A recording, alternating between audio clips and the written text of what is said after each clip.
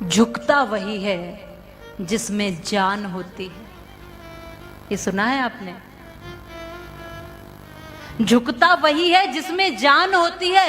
अरे अकड़ना तो मुर्दे की पहचान होती है।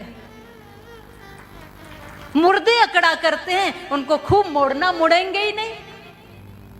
अभी जिंदा हो तो परिचय दो, झुककर मिला करो।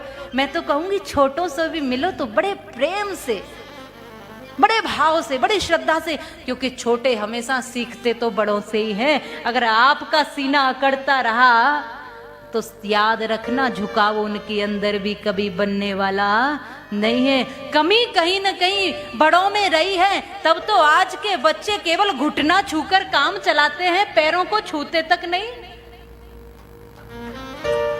आज के बच्चों पे समय है कि दोनों हाथों से पूरी ढोक दे करके छू ले माता पिता के, बड़ों के चरणों को।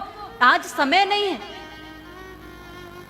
इतनी भागदौड़ भरी जिंदगी की, दौड़ कर कहीं से आएंगे और बस घुटनों तक झुक जाए तो बहुत बड़ी बात।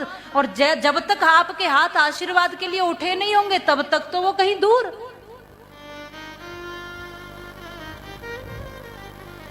घुटने ही प्रणाम हो रहे हैं। पर आप इस पर विचार बड़ों को करना है। कहीं न कहीं मूल में भूल तो हो ही रही है ना। आज मैं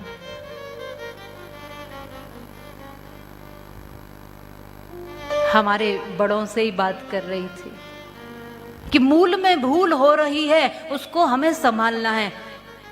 इसके लिए बच्चों को ही संस्कार देना है। अब क्योंकि विषय चला है तो मैं ये बोल भी देती हूं, मातृशक्ति सेवा संस्थान के माध्यम से बच्चों के अंदर संस्कार आए, माता पिता के लिए वो बच्चे श्रद्धावान बने, उनको जीवन में सुख समृद्धि मिल पाए, तरक्की मिल पाए, इसके लिए उनके ना जरूरी है। क्यों माताओं?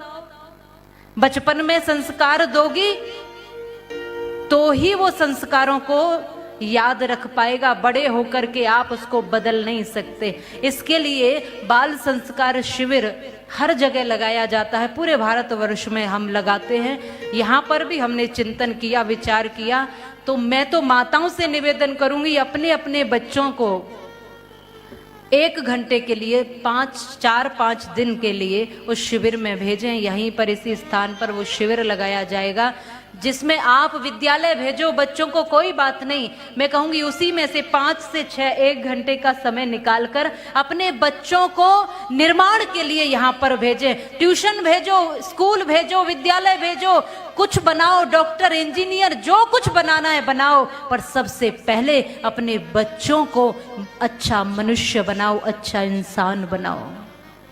उसके लिए यहाँ पर वो शिविर होगा। आप सब माताएं कल से 5 से 6 बजे तक अपने 5 से 12 वर्ष के बच्चे, बेटियां, बेटे सबको भेज सकती हैं इस स्थान पर। बहुत जरूरी है, नहीं तो फिर याद रखना वो संस्कार ना मिले तो वृद्धाश्रम फिर आप ही के लिए बने हैं। उसमें ठाकुर जी रहने वाले नहीं है, उसमें फिर आप ही का बुढ़ापा जाना है। इसलिए अभी से बच्चों के मूल को सुधार दिया जाए, उस भूल को सुधार दिया जाए। अगर धृतराष्ट्र अंधे न होते, पर ये प्रभु की लीला थी, वो जन्मांध थे, इसमें उसका वश नहीं था। पर सच बताऊं तो उसकी तो अंदर की आंखें भी बंद हो गई। वो तो चलो अंधे थे, परमात्मा ने जो उनको स्थिति व्यवस्था दी, लेकिन उनके साथ ही अगर उनकी पत्नी गांधारी ने आंखों पे पट्टी न बांधी होती तो दुर्योधन की ये दशा नहीं हुई होती।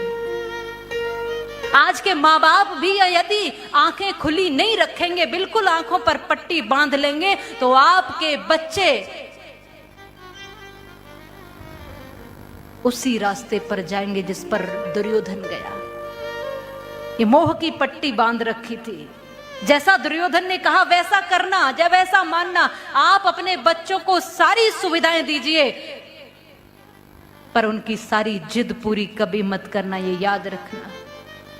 उनको सिखाना कि पैसा कैसे कमाया जाता है, उनको बताना बड़ों का सम्मान कैसे किया जाता है, उनको बताना कि अपने हाथ से मेहनत करके रोटी कैसे खाई जाती है, ये उनको जरूर बताना।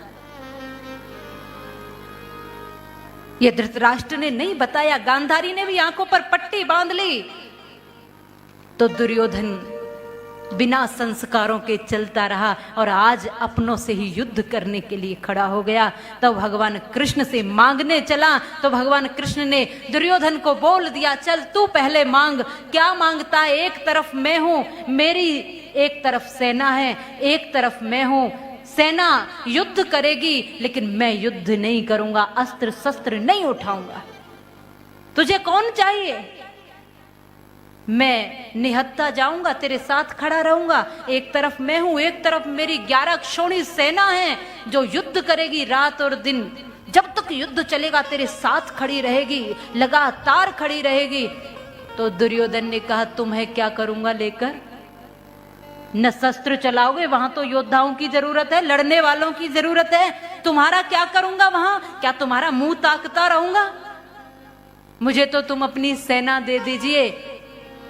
सेना दे दी।